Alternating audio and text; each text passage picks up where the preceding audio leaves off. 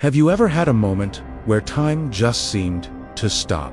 A split second where your entire life flashes before your eyes. For Juliane Koepcke, that wasn't just a moment. It was the beginning of an unbelievable 11-day ordeal that tested the very limits of human survival. This is a story so incredible, it sounds like a Hollywood movie, but it's all true. It was Christmas Eve, 1971.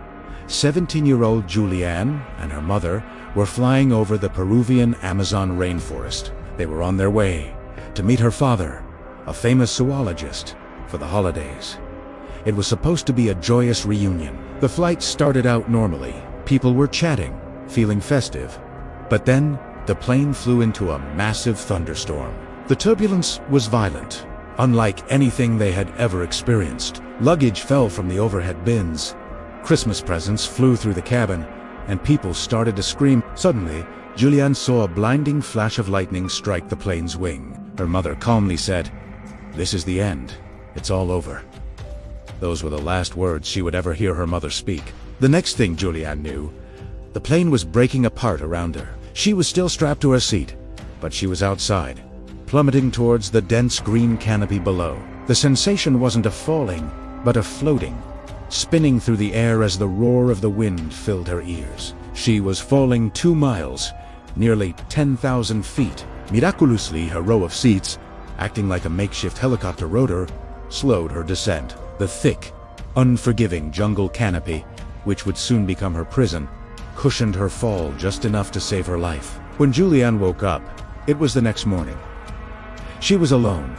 Deep in the heart of the Amazon, she had a broken collarbone, a deep gash on her leg, and one of her eyes was swollen shut. She was still in her party dress, but had lost one of her shoes and her glasses. All around her was an eerie silence, broken only by the sounds of the jungle. She was the sole survivor of Lança Flight 508. 91 other people, including her mother, were gone. For most people, this would be the point of no return. A 17-year-old girl, injured, with no food, no supplies, alone in one of the most dangerous environments on Earth. But Juliane wasn't most people. Her parents were world-renowned zoologists who had founded a research station in the Amazon. She had spent years living with them in the jungle, learning its secrets. Her father had once given her a crucial piece of advice. If you are ever lost in the jungle, find a stream and follow it. Water always flows downstream, and small streams lead to bigger rivers, and rivers lead to civilization. This single piece of advice became her lifeline. She found a small spring bubbling up from the ground. It was her only hope. But before she started her journey, she had to face the wreckage. She searched for her mother, hoping against hope, but found no other survivors. The sight was horrifying, but she knew she couldn't stay. She had to move. So, her incredible journey began. She waded and swam through the creek, her father's words echoing in her mind.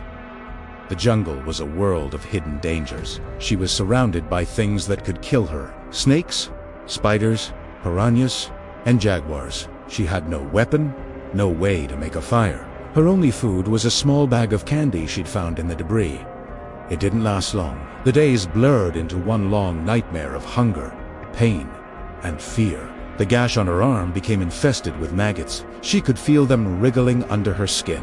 Instead of panicking, she remembered another lesson from her father. He had once treated their dog for a similar infestation by pouring gasoline on it.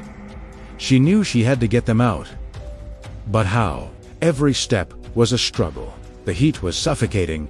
The insects were relentless. She was constantly wet, cold at night, and starving. At one point, she stumbled upon a group of king vultures circling. She knew what that meant. They were circling the bodies of other crash victims. It was a grim discovery, but it confirmed she was on the right path, following the crash's trajectory downstream. She saw crocodiles on the riverbanks and swam carefully to avoid them. She saw stingrays buried in the mud, their deadly barbs a constant threat. Her senses, which she had honed during her childhood in the jungle, were on high alert. She could identify the dangerous animals and knew how to avoid them. She could tell which plants were safe and which were poisonous.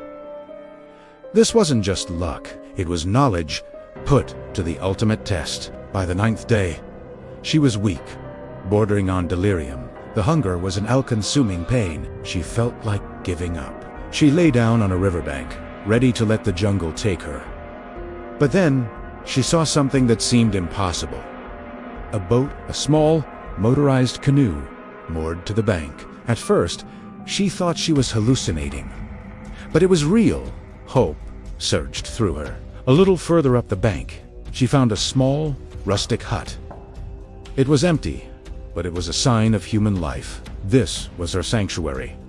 She crawled up the muddy bank and into the shelter. Inside, she found a can of gasoline. She remembered her father and the dog. With trembling hands, she poured some gasoline into her maggot-infested wound. The pain was excruciating, but she managed to pull out about 30 of the writhing creatures. It was a gruesome act of self-surgery, but it saved her arm, and possibly her life. She was too weak to walk any further. She decided to wait, hoping the owners of the hut would return. She spent a terrifying night there, hearing the sounds of the jungle closing in. The next day, she heard voices. A group of local lumberjacks appeared out of the trees. When they saw her, they were stunned into silence. This girl, covered in mud and insect bites, her clothes in tatters, looked like a spirit from the forest. She tried to speak to them in Spanish, explaining what had happened. They didn't believe her at first. The story of the plane crash was old news. Everyone was presumed dead, but then they saw the wound on her arm and the wreckage of her clothes, and they knew she was telling the truth. These men became her saviors.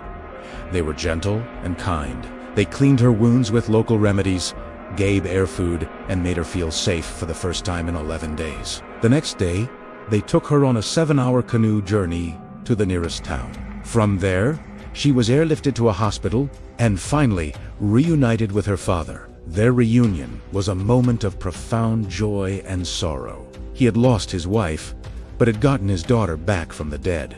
Juliane Koepcke's story of survival is a powerful testament to the human spirit. It's a story of resilience, knowledge, and the will to live against all odds. She didn't just survive. She navigated her way out of a death trap, using the lessons her parents had taught her. Today, Dr. Juliane Koepcke is, fittingly, a zoologist. Just like her parents, she dedicated her life to studying the Amazon, the very jungle that almost claimed her. She returned to the crash site with the filmmaker Werner Herzog for the documentary Wings of Hope, confronting the ghosts of her past. She says she doesn't see the jungle as an enemy, but as a part of her, a place of both tragedy and salvation. Her story reminds us that even in our darkest moments, there can be a path forward, and that sometimes the most important survival tool we have is the knowledge stored in our own minds. Thank you so much for watching. If you found this story as incredible as I did, make sure to hit that like button and subscribe for more amazing true stories. See you in the next one.